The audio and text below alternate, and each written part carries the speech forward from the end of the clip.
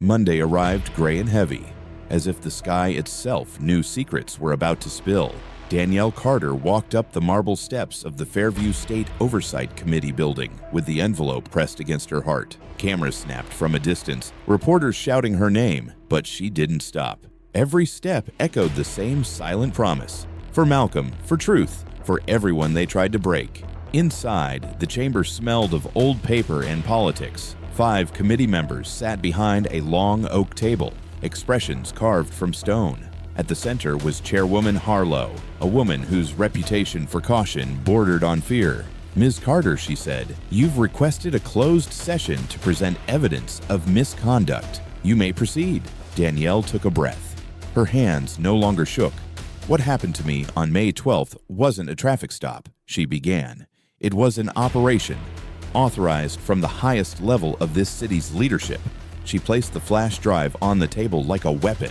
Contained here are memos, financial transfers, and body cam footage. They show a coordinated effort to monitor and intimidate citizens, community leaders, activists, and political challengers. One of those people was me. A murmur rippled through the room. Harlow gestured for silence. "Do you have corroboration?" "Yes," Danielle said. "A journalist named Malcolm Reed gathered the original data. When he vanished, he left me this drive and a video testimony." She glanced toward Maya Lopez, sitting in the back row, her nod quiet but certain. The technician connected the drive. The lights dimmed. The screen flickered to life with Malcolm's face, the same recording Danielle had watched in the dark of her kitchen.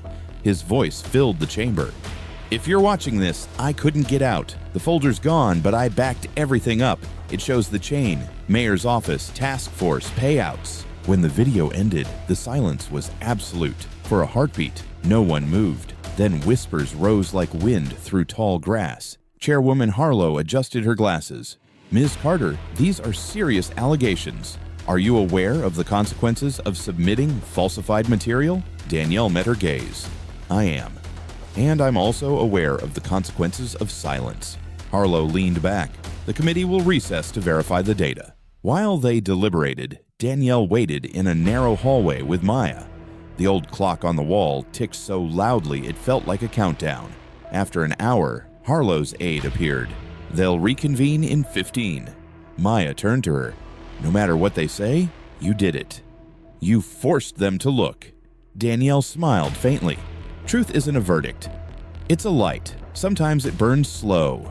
When they re-entered, the room had changed. The members looked unsettled. Papers spread before them.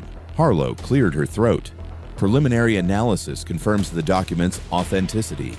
A referral to the State Ethics Board and Attorney General will be made immediately." Danielle's breath caught. It wasn't over, but the wall had cracked. Then Harlow added, "However, for your safety, we advise discretion until the inquiry is complete." Discretion, another word for keep quiet. Outside, the press swarmed. Reporters shouted, "Ms. Carter, is it true the mayor authorized illegal surveillance?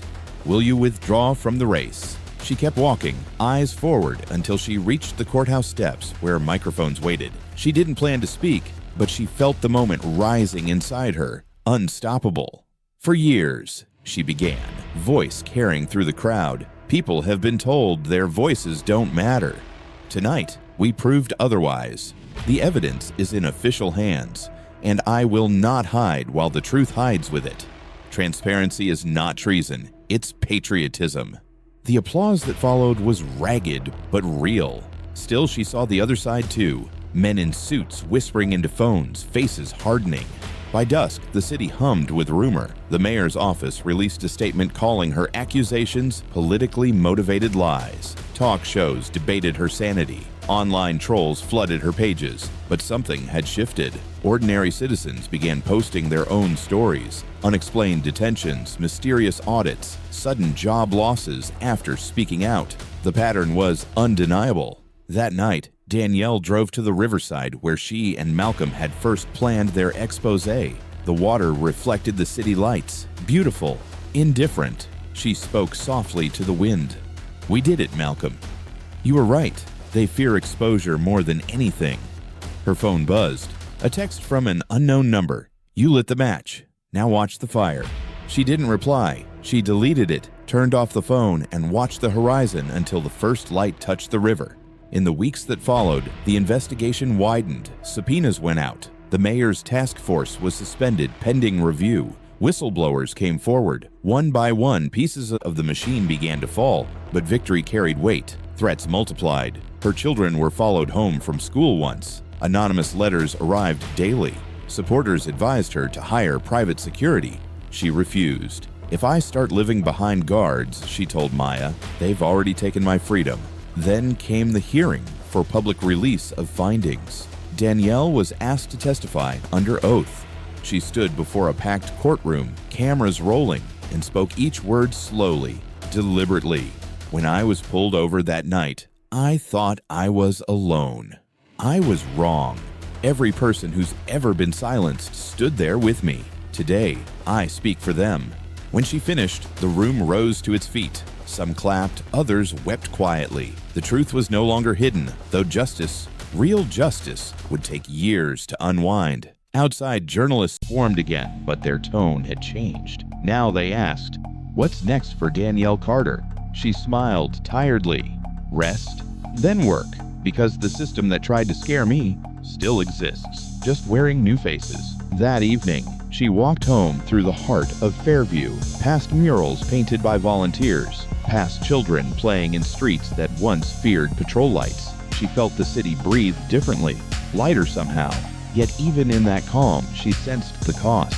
The friends gone quiet, the safety she'd never fully regain, the knowledge that truth always demands a piece of the soul. Still, she whispered to herself, it was worth it.